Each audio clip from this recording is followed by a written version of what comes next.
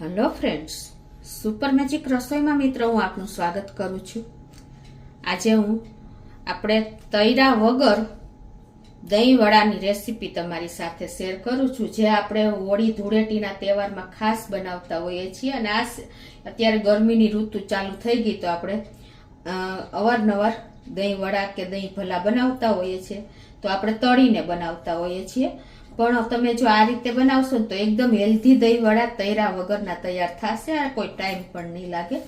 તો તમને ચોક્કસ આ વિડીયો ગમશે. ગમે તો લાઈક કરજો, શેર કરજો અને સબસ્ક્રાઈબ કરવાનું તો ભૂલતા જ નહીં. અને મિત્રો, બાજુમાં રહેલ બેલ આઇકનને પણ પ્રેસ કરજો, જેથી કરીને લેટેસ્ટ વિડીયોની માહિતી તમને મળતી રહે. તો મિત્રો, અત્યારે જો મેં આ 1 કપ મગની મોગર દાળ એટલે કે છિલકાવાળી દાળ લીધી છે. તમે ખાલી મગની દાળના પણ કરી શકો છો. અને એ જ રીતે મેં અડધો કપ અડદની દાળ લીધી છે. આ બે દાળને મેં 5 થી 6 કલાક પલાળી અને એને પીસી લીધી છે આ રીતે. અને એને એકદમ આપણે હવે ફ્લફી બનાવવાની છે.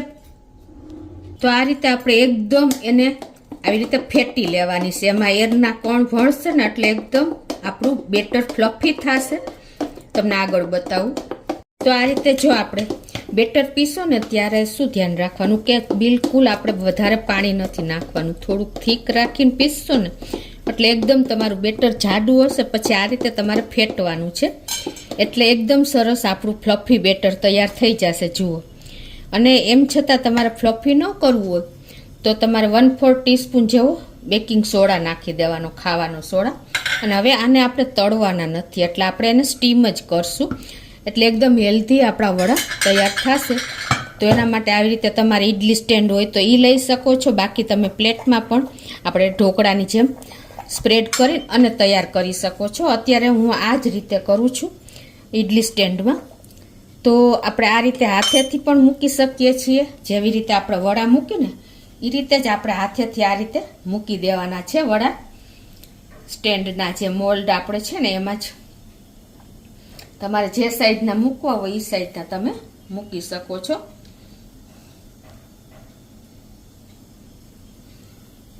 તો હવે પહેલાં આપણે છે ને આ ઇડલી સ્ટેન્ડનું મોલ્ડ હોય ને એને સેજ તેલ કે ઘીથી ગ્રીસ કરી લેવાનું. ન કરો તો પણ ચાલે, પણ કરો તો બેસ્ટ છે. આપણે બધી જ પ્લેટને ભરી લીધી છે અને હવે એને આપણે આ રીતે સેટ કરી દઈએ.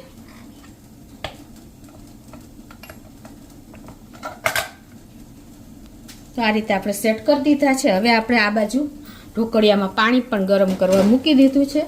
અને જો પાણી પણ આપણે ઉકળી ગયું છે. 1 ગ્લાસથી ઉપર મૂક્યું છે, અડધો ગ્લાસ, પોણો ગ્લાસ ઉપર. તો આ રીતે હવે આપણે એને સ્ટેન્ડ સ્ટીમરમાં મૂકી દેશું. અને હવે આને આપણે 15 મિનિટ સ્ટીમ થવા દેશું મીડિયમ ફ્લેમ ઉપર. હવે આપણે સ્ટીમર થાય છે ને આપણા વડા, ત્યાં આપણે ગેસ ઓન કરીને અને એક વઘારિયામાં આપણે થોડું ઘી મૂકી દેશું, 2 ટેબલ સ્પૂન જેવું. તો આપણું ઘી પણ ગરમ થઈ ગયું છે. અને આ મેં 2 ટેબલ સ્પૂન જેવા કાજુ લીધા છે, એને આપણે આમાં નાખી અને રોસ્ટ કરી લેશું ઘીમાં જ. એટલે એકદમ એનો ટેસ્ટ બહુ સરસ આવશે. મીડિયમ ફ્લેમ ઉપર જ આપણે આને આ રીતે 1 મિનિટ સાંતળી લેશું. તો હવે આપણે કાજુ સંતળાઈ ગયા છે, ગેસ બંધ કરી દેશું અને એને આપણે એક વાટકીમાં કાઢી લેશું. આ રીતે તમે જો ઘીમાં કાજુ સાંતળી અને આપણે દહીં વડામાં વાપરશું ને તો એનો ટેસ્ટ બહુ મસ્ત આવે છે. આપણું આ ઘી ગરમ છે ને એમાં જ આપણે આ કિસમિસ લીધી છે મેં 1 ટેબલ સ્પૂન જેવી. એને આપણે સેરા સાંતળી લઈએ, કેમ કે કિસમિસને સંતળાતા વાર નથી લાગતી. એટલે આપણું જે ઘી ગરમ છે ને એમાં જ સંતળાઈ જશે.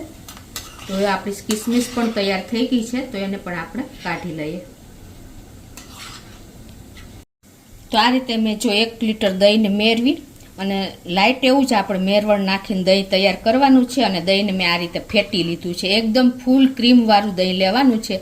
અને જો તમારે ક્રીમવાળું એકદમ ફૂલ દૂધ ન હોય ને તૈયાર એકદમ, તો તમારે એમાં થોડીક 2 ટેબલ સ્પૂન જેવી મલાઈ નાખી દેવાની. એટલે તમારું રીચ દહીં તૈયાર થઈ જશે. હવે આમાં 1 લીટર આપણે દહીં છે ને તો એમાં આપણે 6 થી 7 ટેબલ સ્પૂન મેં દળેલી સાકર નાખી છે અને તમારા ટેસ્ટ એકોર્ડિંગ તમે ગળ્યું કરી શકો છો ને અડધી ટીસ્પૂન જેવું મીઠું નાખીને અને એને આપણે આ રીતે તૈયાર કરી લીધું છે. જુઓ એકદમ રીચ દહીં તૈયાર થશે તમે મલાઈ નાખશો ને તો. અને ફૂલ ફેટવાળું હશે ને તમારું દૂધ તો તમારે મલાઈ નાખવાની પણ જરૂર નહીં પડે. અને હવે એમાં આપણે જે આ કિસમિસ અને કાજુ તૈયાર છે ને એને પણ આપણે આમાં જ નાખી દેશું, એડ કરી દેશું. આ રીતે જો આપણું દહીં વડાનું દહીં પણ તૈયાર થઈ ગયું છે. તો 15 મિનિટ થઈ છે અને આપણે ચેક પણ કરી લઈએ. જુઓ મિત્રો, આપણા વડા એકદમ સરસ સ્ટીમ થઈને તૈયાર થઈ ગયા છે. આ રીતે તમે ચપ્પુ ઇનર કરશો ને તો ક્લીન નીકળે છે. તો આપણા વડા રેડી છે. તો હવે આને આપણે બહાર લઈ લઈએ. આને આપણે ઠંડા થવા દઈએ. હવે મિત્રો આપણે જો આવી રીતે ઇડલી સ્ટેન્ડમાં ન વડા ઉતારવા હોય ને તો આ રીતે તમારે પ્લેટ લઈ લેવાની અને એને ગ્રીસ કરી લેવાની, ઘી કે તેલ કોઈ પણથી. અને એમાં તમારે જે આપણે વડાનું બેટર છે ને એને આ રીતે સ્પ્રેડ કરી દેવાનું છે. કોઈ ઝંઝટ ન કરવી ને તો આ રીતે તમે ડીશમાં કે પ્લેટમાં થાળીમાં ક્યાંય પણ તમે સ્પ્રેડ કરી દેવાનું. હવે એને આપણે આ રીતે સ્પ્રેડ કરી દેવાનું પ્લેટમાં. અને હવે આપણે જે આ સ્ટીમર છે ને એમાં જ આ પ્લેટને મૂકી દેશું 10 મિનિટ સ્ટીમ કરવા માટે. આ રીતે પણ તમે વડા ઉતારી શકો છો. તો હવે આપણે જો ઠંડા થઈ ગયા છે વડા તો એને આપણે અનમોલ્ડ કરી લઈએ. તો આ રીતે જો ઇઝીલી તમારે વડા અનમોલ્ડ થઈ જશે, ઇડલીની જેમ જ, કોઈ ટાઈમ નહીં લાગે.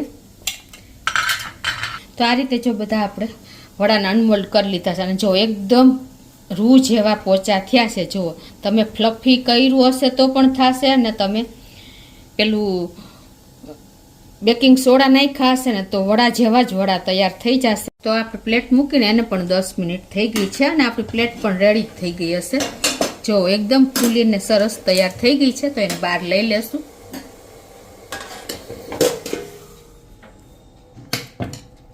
હવે આ પ્લેટના પણ જો આ રીતે તમે પીસ કરી અને વડાના ફોર્મમાં સર્વ કરી શકો છો. તો જો આ રીતે આપણે વડા પણ તૈયાર થઈ ગયા છે ને એકદમ જાળીદાર ફ્લફી એવા આપણા વડા રેડી છે. જો તો આને પણ તમે જો આ રીતે કટિંગ કરીને અને સર્વ કરી શકો છો આ રીતે. અને આપણે જે આ પ્લેટ બનાવી છે એને પણ તમે આ રીતે જુઓ વડાના ફોર્મમાં સર્વ કરી શકો છો. એકદમ સરસ આપણા વડા તૈયાર થાય છે. આ રીતે કોઈ ટાઈમ નહીં લાગે અને હેલ્ધી આપણા દહીં વડા તૈયાર થઈ જશે. તો આ રીતે જો આપણે વડા સર્વ કરી દીધા છે અને ઉપરથી આપણે આ રીતે મીઠું દહીં પણ નાખી દેવાનું છે. હવે તમારે ઉપર જો આપણે કાંઈ જરૂર નથી રહેતી પણ નાખવું હોય ને તો આ રીતે તમે ખજૂરની આંબલીની ચટણી પણ નાખી શકો છો. ઉપરથી આપણે શેકેલા જીરાનો પાવડર સ્પ્રિંકલ કરી દઈશું અને લાલ મરચું પાવડર પણ સ્પ્રિંકલ કરી દઈશું. અને થોડા એવા આપણે કાજુ અને કિસમિસને પણ આ રીતે ઉપરથી ડેકોરેટ કરી દઈશું અને ધાણા ભાજી નાખી દઈશું. તમે દાડમના દાણા પણ નાખી શકો છો. તો મિત્રો એકદમ હેલ્ધી અને ટેસ્ટી એવા આપણા દહીં વડા રેડી થઈ ગયા છે. તો ચોક્કસ તમે એક વખત આ રીતે ટ્રાય કરજો અને ગમે તો લાઈક કરજો, શેર કરજો અને સબસ્ક્રાઈબ કરવાનું તો ભૂલતા જ નહીં.